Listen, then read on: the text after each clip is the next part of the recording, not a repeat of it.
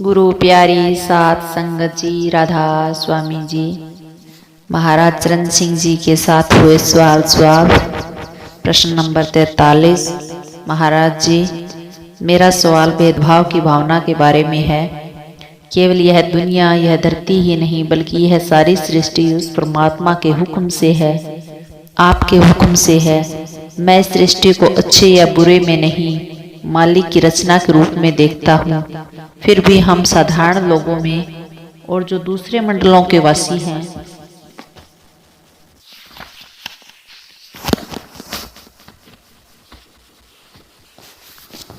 उनमें भेदभाव करते हैं। अगर सारी सृष्टि ही उस परमात्मा की है तो फिर कोई अच्छा या बुरा कर्म नहीं। दूसरे शब्दों में सब कुछ उसके हुक्म में है और सब कुछ पूर्ण है। इस नुक्ते पर आकर बुद्धि काम करना बंद कर देती है, क्योंकि बुद्धि से हम यह सब नहीं समझ सकते। भजन सिमरन के द्वारा रूहानी तरक्की करके ही हम यह सब कुछ समझ सकते हैं। यह सालों साल दीवार के साथ सर पटकने जैसा है। इसका जवाब हमारी समझ से परे है। केवल आपके प्रेम और श्रद्धा, आपकी दया मेहर और मालिक की कृपा से ही कुछ समझ में आ सकता है। हम अपने आप को इतने लाचार पाते हैं और कभी कभी तो यह सब कुछ बिल्कुल बेमायने सा लगता है। फिर भी हम बड़ी बड़ी बातें करने लगते हैं, यह जानते हुए कि यह सब बुद्धि की समझ पाना संभव नहीं है। इस हालत में महाराज जी हम क्या करें? महाराज जी का जवाब, असल में यह रचना बुरी नहीं है। हम कभी अच्छे बन जाते हैं तो कभी बुरे बन जाते हैं। रचना के प्रति हमारा नजरिया ही उसे अच्छा या बुरा बनाता है। यह रचना अपने आप में बुरी नहीं है। आप स्टेज पर एक नाटक देखते हैं, सारा नाटक कभी बुरा नहीं होता।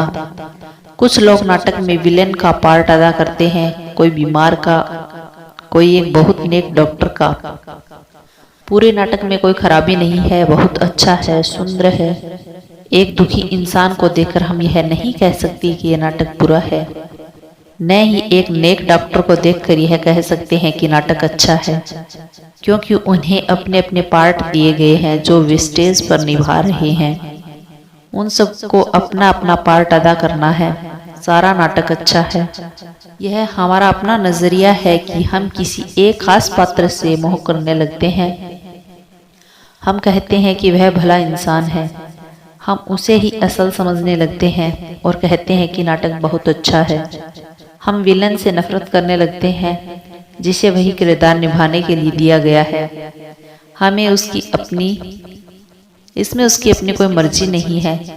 हम उस इंसान को नफरत की नज़र से देखने लगते हैं, वह बहुत बुरा है, उसने इस तरह अपना पार्ट किया, उसने ऐसा बर्ताव किया, उसे ऐसा नहीं करना चाहिए था, वह क्या करे?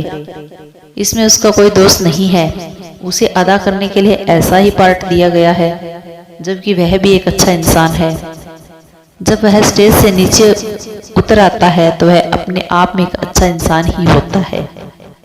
इसलिए हमें लोगों के मोह में नहीं बंधना चाहिए, न ही उनके दुखों से इस कदर परेशान होना चाहिए कि हम इस रचना को अच्छा या बुरा समझने लगें। सृजनहार ने इसे रचा है। उसने कुछ लोगों को यहाँ कुछ खास किरदार निभाने के लिए दिए हैं। इस तरह सृष्टि को देखने का हमारा अपना नजरिया है, इसे अच्छा और बुरा बनाता है। हम किसी से नफरत करने लगते हैं, किसी से प्यार करने लगते हैं, किसी की तारीफ करने लगते हैं और किसी को छोटा समझना शुरू कर देते हैं। इस तरह हमारे लिए कोई अच्छा या बुरा बन जाता है। अगर हम इस सारी सृष्टि को सृजनहार की रचना के रूप में देखते हैं तो यहाँ कुछ भी अच्छा या बुरा नहीं है। हमारा संबंध तो केवल रचना करने वाले उस डायरेक्टर से है जिसने लोगों को अलग अलग पार्ट निभाने के लिए दिए हैं। इसलिए रचना में कोई खराबी नहीं है, लेकिन इसे देखने का हमारा नजरिया ही अलग हो सकता है। प्रश्न नंबर 44। महाराज जी, अगर यह असलियत है कि सब कुछ परमात्मा का हिस्सा है और काल भी परमात्मा का हिस्सा है, तो वह इंसान का इतना बुरा दुश्मन कैसे बन गया? महाराज जी का जवाब, यह सब परमात्मा की रचना है। इस सृष्टि को चलाने के लिए, लोगों को यहीं रखने के लिए कई तरह की शक्तियों की जरूरत है। अगर काल न हो तो हम सब मालिक के पास चले गए होते, यह सारी सृष्टि कायम न रहती। इस सृष्टि को बनाए रखने के लिए हमें ऐसी शक्तियों की जरूरत है ताकि हम इनके प्रभाव में आकर परमात्मा को भूल जाएं। इसके बावजूद मालिक ने एक रास्ता रखा है जिस पर चलकर हम इस रचना से छुटकारा पाकर मालिक के पास वापस पहुंच सकते हैं। अगर परमात्मा की रजा न हो तो यह सारी सृष्टि एक दिन के लिए भी नहीं रह सकती। यह सृष्टि इसलिए कायम है क्योंकि मालिक की यही मौज है और आप जो कुछ भी देखते हैं सब शक्तियां उसी से आई हैं। एक छोटे से राज्य का उदाहरण ले, वहाँ सब कुछ राज्य के मुखिया के हुक्म से होता है। इनाम और सजा के सभी हुक्म उसी से मिलते हैं। कचहरी, पुलिस, जेल सब उसके हुक्म से चलते हैं। सारे महकमे उसके अधीन होते हैं। अगर हम अच्छे काम करते हैं तो हमें उनका इनाम मिलता है, बुरा काम करते हैं तो पुलिस हमें सख्ती करती है। कई बार इन बुरे कामों के कारण हमें जेल में डाल दिया जाता है, जहां हमें अपने किए गए कर्मों का फल भुगतना पड़ता है। हम राष्ट्रपति या राजा को इन बातों के लिए दोष नहीं दे सकते, वह तो नेक है और किसी से भी हमारे बारे में कुछ नहीं कहता। हमें अपने काम के अनुसार इनाम भी मिलता है और सजा भी मिलती है। लेकिन राजा को मुल्क के इंतजाम के लिए कई महकमे बनाने पड़ते हैं। उसे पुलिस की, इनाम वालों की, जेलरों की, जल्लादों की जरूरत पड़ती है। राज्य की व्यवस्था को चलाए रखने के लिए उसे इन अफसरों की जरूरत रहती है। यही नियम संपूर्ण रचना पर लागू होता है। जब तक परमात्मा इस सृष्टि को चलाना चाहता है, उसे भी सभी तरह की शक्तियों की जरूरत होती है।